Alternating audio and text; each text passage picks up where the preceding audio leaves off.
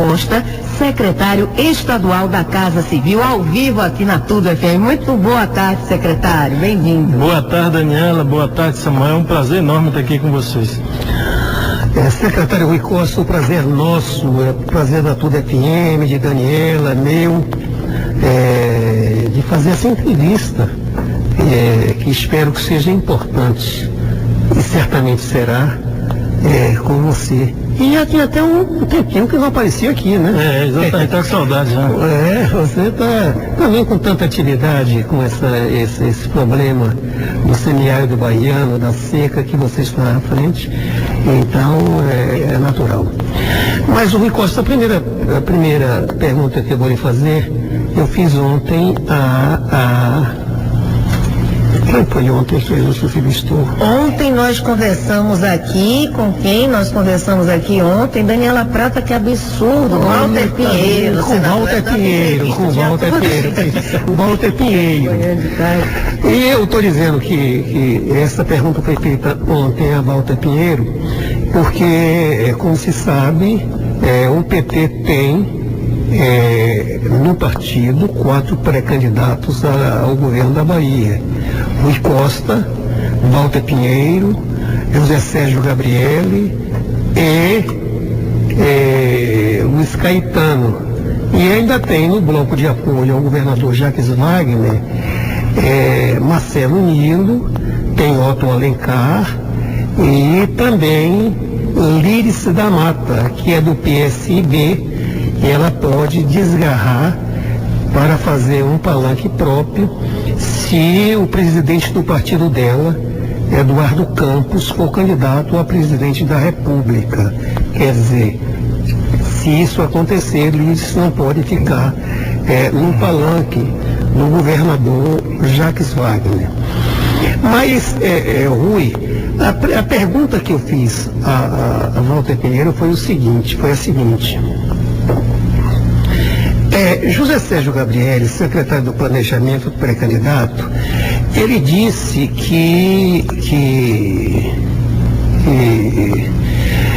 quem vai decidir a escolha do candidato do partido ao governo baiano será o governador Jacques Wagner, natural, vai ser o sucessor dele, somados com a presidente Dilma Rousseff, o ex-presidente Lula e, naturalmente, o partido.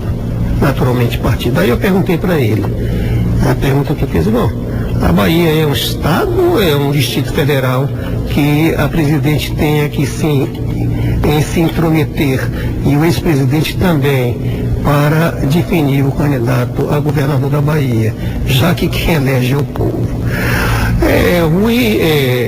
Walter deu uma resposta interessante, mas hoje eu vejo na tribuna da Bahia uma informação que diretamente ligada a você, Rui Costa. O título é o seguinte: Sérgio Gabrielli nega preferência do PT por Rui Costa. O que a gente sabe em política, os jornalistas sabem, é que o governador Jacques Wagner, você pode até negar, mas não adianta negar para mim.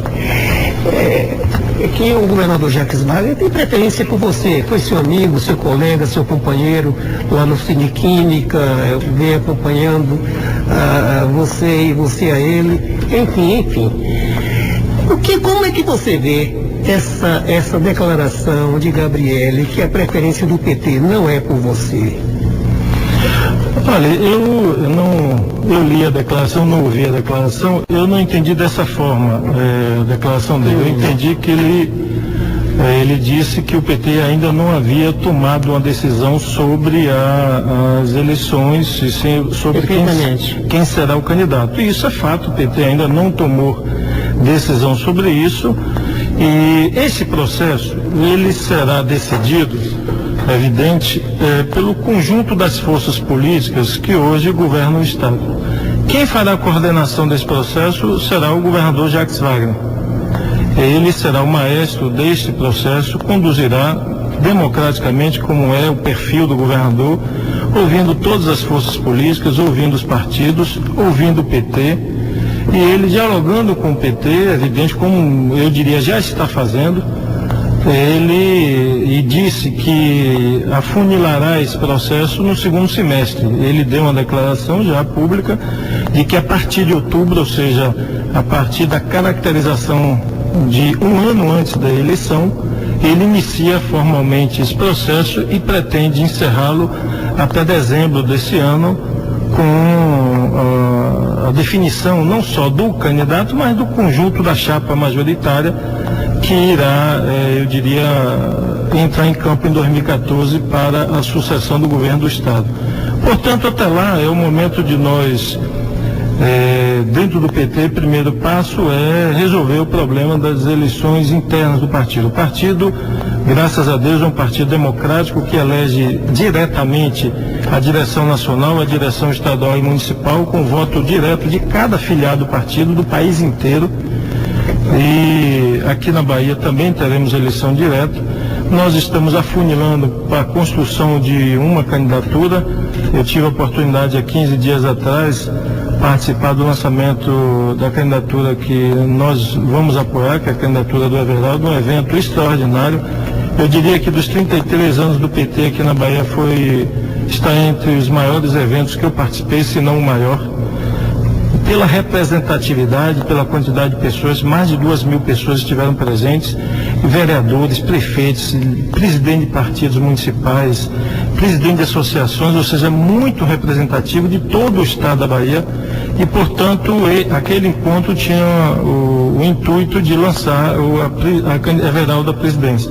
O que mostra o vigor e a energia e a vontade. Eu me impressionei positivamente com a vontade do partido, o brilho nos olhos dos militantes do partido, em querer continuar esse projeto político na Bahia, em dizer, estamos aqui, vamos seguir em frente, tem muito mais por fazer, e nós vamos poder partir de um patamar diferenciado a partir de agora. É como a construção de uma casa. Primeiro você faz a fundação, e a partir da fundação bem feita, isso lhe dá condições de você erguer uma bela casa. Eu diria que esses 8 anos do governador Jacques Wagner, nós fizemos uma belíssima fundação da casa, e o governador deixará marcas importantes do seu governo, mas ainda precisamos fazer muito mais. O governador já, como eu disse aqui da outra vez, já escreveu seu nome no livro de história da Bahia como o governador que mais investiu em água em toda a história da Bahia. São mais de 3 milhões de baianos que passam a ter acesso à água potável, 4 bilhões investidos em abastecimento de água, em esgotamento sanitário. Também o governador já escreveu seu nome lá. Até aqui foi o governador que mais investiu em esgotamento na Bahia. Jequié não tinha esgotamento, Teixeira de Freitas não tinha esgotamento, Barreiras não tinha esgotamento, Feira apenas de uma parte muito reduzida da cidade. Nós estamos caminhando para universalizar. Conquista também é uma parte muito pequena. Nós chegaremos até 2014 praticamente a 100% em Vitória da Conquista. O governador inaugurou, chegou a 85% de cobertura de esgotamento. Portanto, as grandes e médias cidades da Bahia não tinham nada de esgotamento sanitário, o governador construiu. Se eu for para a estrada, se você, Samuel, você que é um jornalista atento, você deve ter visto um candidato a presidente da República que está colocando inserções de seu partido na TV. Ele colocou como um grande feito no estado dele, que é Minas Gerais, que fez 6.000 quilômetros de estrada. O governador já passou de 7.000 e chegará até dezembro de 2014 perto de 9.000 quilômetros de estrada. E olha, se eu comparar o orçamento de Minas Gerais com o orçamento da Bahia, infelizmente, eu queria ter o orçamento que Minas Gerais tem. Nós daríamos para fazer muito mais pelo povo da Bahia do que nós estamos conseguindo fazer, porque o orçamento de Minas é muito maior. E mesmo assim, o governador já passou e muito. E ele coloca em rede nacional como o grande feito dele ter feito 6.000 quilômetros de estrada. E, de novo, o governador é o governador na história da Bahia que mais estradas construiu ao longo desse tempo. Então, eu diria que as bases na área de saúde, teve um evento a semana passada com o Jorge Sola, e nós já entregamos aos municípios da Bahia 600 postos de saúde da família. O Estado construiu e entregou para os municípios colocarem em funcionamento. Mais de 600, já passamos de 600 postos de saúde da família. Nenhum governo, repito, na história da Bahia, construiu tanto posto de saúde para entregar aos municípios como nós construímos. O hospital nós já fizemos 5, vamos para o 6º, vamos para o 7º, vamos construir um hospital novo em Ilhéus, está lançada a PPP do novo hospital de Salvador e, portanto, eu diria que estamos consolidando e plantando as raízes e as bases para um próximo governo desse projeto político dar saltos maiores e passos mais largos no sentido da melhoria da qualidade de vida do nosso povo. Para ficar claro, secretário Rui Costa, para os ouvintes, onde será e quando será construído esse novo hospital de Salvador? O Hospital de Salvador é um hospital que ele busca substituir o hospital que fica ali no Monte Serrado, que é um hospital especializado. Sim. A PPP ela já foi lançada, já teve o vencedor, o contrato assinado e nós iremos construir esse hospital no modelagem da parceria público-privada, exemplo do que foi feito no Hospital do Subúrbio, que é um hospital hoje, felizmente, premiado. O governador teve recentemente nos Estados Unidos recebendo um prêmio internacional, porque foi, de todos os hospitais que o Banco Mundial financiou, foi o hospital de melhor desempenho e melhor sucesso. E, portanto, virou um caso de sucesso e esse novo hospital está servindo e utilizando essa mesma modelagem. Assim como faremos também em Feira de Santana, onde o Clérigos Standard também será feito nessa modelagem. O governador está conversando com o secretário de Saúde, Jorge Sola, da necessidade, inclusive, de um novo equipamento, de um novo prédio para o Clérigos Standard. E nós estamos conversando com o secretário Jorge Sola, viabilizando, inclusive, recursos desses que o governo tomou emprestado para também construir um novo prédio, eu diria assim, o novo Clérigos Andrade, porque o atual realmente, assim como vamos fazer em Ilhéus. Em Ilhéus já está encaixado o recurso, já está encaixado o projeto, nós só estamos definindo com o prefeito Jabes Ribeiro, o prefeito de Ilhéus, a melhor localização e o terreno, mas eu acredito que em julho agora nós devemos estar lançando o edital de licitação do novo hospital de Ilhéus, o hospital regional, que vai seguir a mesma planta aqui do Hospital do Subúrbio e será construído lá em Ilhéus. Efetivamente o Hospital Clérigos de Andrade necessita que seja construído um novo bloco para ele, porque não vai bem, está com problemas seríssimos e já não é o bastante para a população de Feira de Santana. O de Ilhéus, ele ficará na rodovia entre Itabuna e Ilhéus para servir os dois municípios? Não? Exatamente. Aquele eixo da rodovia ali, ele é um eixo estrategicamente bem situado, porque o hospital regional, ele busca atender a população de Ilhéus e a toda a região. Então, naquela rodovia, na BR-415, nós vamos duplicar agora. É importantíssimo que faça fundamental para o desenvolvimento daquela região. Então, nós estamos concluindo o licenciamento ambiental, então aquela pista será duplicada. Nós construiremos o hospital ali, ao lado daquela pista, e também o novo aeroporto de Ilhéus.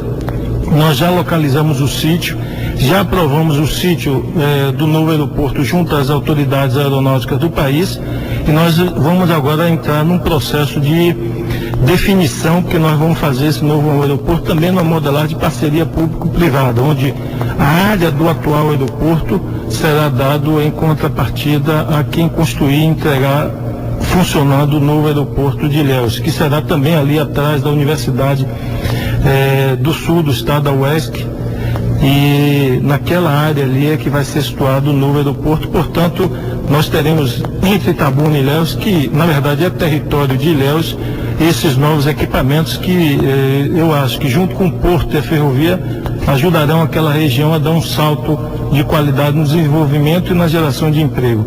Isso eu tenho certeza. Eu acho que o governo do Estado, o Estado da Bahia de maneira geral, deve muito à região do sul baiano, sul da Bahia, onde se desenvolveu uma cultura dos cacauás que manteve por muitos e muitos anos a receita do Estado da Bahia, de tal maneira que quando se embarcava cacau no porto de Ilhéus ou no porto de Salvador, aí que se pagava o funcionalismo público quando se tinha dinheiro, né? Então é muito importante que venha esse boom de desenvolvimento nessa região para dar um impulso naquela terra que tem não somente uma economia que foi muito importante, mas tem uma cultura também diferenciada. E ali também você falou da estrada, a estrada era, eu não sei se ainda é, lindíssima, e o aeroporto de Ilhéus é um aeroporto que não consegue mais atender a população porque tem uma pista curta. Agora, secretário, eu vou voltar à política.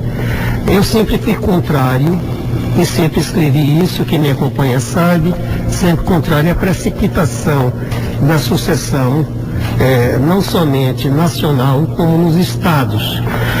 Aqui, de imediato, na Bahia, de imediato, logo após Lula lançar, nos 10 anos do PT no poder, lançar a candidatura de Dilma, houve também uma precipitação aqui na Bahia, do Partido dos Trabalhadores, lançando as 4 pré-candidaturas, inclusive a sua. Quando eu entendo que o 7º ano de 2 mandatos, que formam 8 anos, 7 anos seria um ano de deslanche do processo gerencial do governador Jacques Wagner, que é um excelente articulador político e um homem muitíssimo afável. Com relação a essa história, você colocou que o governador pretende fazer isso em outubro. Não seria bom que até outubro, já que esse ano de 2013 o governo está deslanchando obras importantes para o Estado, que o governo determinasse ao Partido dos Trabalhadores que parasse de tocar nessas questões políticas, porque dela ele só vai cuidar em outubro. Não seria interessante que fizesse isso, para deixá-lo trabalhar direito? Olha, eu acho que o governo ele é composto de vários partidos e o governador coordena o conjunto dos partidos. Cada partido em si, e o PT é um deles, ele de certa forma tem autonomia para conduzir os seus destinos. Eu entendo que, principalmente quem está no governo, ou quem está diretamente vinculado às ações de governo, mesmo quem é secretário ou quem é senador, eu acho que está focado nisso. Os dirigentes partidários eles têm mais liberdade para conversar e para falar sobre o assunto. Eu, por exemplo, tenho sido muito cobrado. Muito, né? Eu tenho sido muito cobrado para viajar muito para o interior, para fazer agenda de encontros partidários, de encontros políticos. E eu tenho dito que a prioridade no momento é concentrar nessas ações de governo. Felizmente, o governo em 2013, como eu havia previsto, felizmente ele materializa vários projetos que estavam em curso. E nós temos hoje um volume de obras e de ações bastante expressivo. Aqui em Salvador, o carro-chefe é o metrô. Nós teremos agora em julho o leilão do metrô e em setembro a assinatura do contrato. Junto com o metrô, quase 1,5 bilhão de investimento em obras de mobilidade na cidade, aí incluindo os viadutos da Paralela, mas os eixos alimentadores do metrô, a duplicação da Pindamonhangaba, Gal Costa e a ligação Lobato, Orlando Gomes a 29 de março, são vias estruturantes que vão mudar, na minha opinião, a mobilidade em Salvador, principalmente para a população mais pobre do miolo da cidade. Ela, eu diria que rasga vias estruturantes e possibilita que o povo mais pobre da nossa cidade, principalmente no miolo, ele possa saber a hora que vai sair de casa e a hora que vai chegar em casa. Por quê? Nessas vias estruturantes nós vamos colocar BRT com vias segregadas, ou seja, não é via prioritária onde o carro de vez em quando invade a pista, não, será via segregada com BRT, e o BRT para diretamente na estação do metrô. E o metrô, como é segregado também, a pessoa já salta na próxima estação. Portanto, ele pode saber a hora que vai entrar no BRT, lá no miolo da cidade, ou na Orlando Gomes, ou na Pindamonhangaba, ou na Gal Costa, ou na 29 de março, que vai passar em Cajazeiras, e sabe a hora que vai saltar no metrô na Lapa ou em qualquer estação do metrô, podendo saber exatamente o tempo que ele vai gastar. e é evidente que quem não está tão próximo desses pontos, aí sim ainda teria um período a vencer de reestruturação urbana e mobilidade na nossa cidade. Mas eu diria que nós estamos concentrados sim. Hoje de manhã eu dava uma entrevista para uma rádio em Macaúbas, Samuel. Sexta-feira eu recebi a ligação da ministra Mira Belchior. Eu, junto com o governador, nós fomos, além das obras que nós já tínhamos assegurado, eu estava insistindo muito com duas obras que eu acho importantíssimas e que nós estamos com o projeto executivo pronto. A barragem de Baraúnas, lá no município de Ceabra, uma barragem de 23 hectômetros, uma barragem importantíssima ali para abastecimento naquela região e também para irrigação. E a outra obra é uma adutora para pegar a água de Zabumbão, da barragem de Zabumbão, para distribuir ali para Macaúba, Reboquira e toda aquela região, Rio do Pires. E essa obra é uma obra de 140 milhões de reais, a barragem é algo em torno de 70 milhões. As duas obras juntas, portanto, chegam aí a 210 milhões de reais. E nós tivemos a felicidade, sexta-feira, a ministra Miriam me ligou e disse: secretário, finalizamos os estudos aqui, o pedido do governador e o senhor foi atendido e pode entregar o projeto na Caixa para análise final, que nós vamos liberar o recurso e considere essas duas obras incluídas no PAC. Então eu fiquei muito alegre porque significa um reforço ao que é hoje a nossa prioridade, que é a infraestrutura hídrica do nosso estado. E portanto é nisso que eu estou focado, e aí no final do ano aí o governador coordenando, nós haveremos, não tenho dúvida alguma, de chegar a um nome consensual. E o PT tem essa coisa de boa, debate, mas quando unifica uma posição, todo mundo caminha unido, e eu acho importante, e eu não tenho dúvida.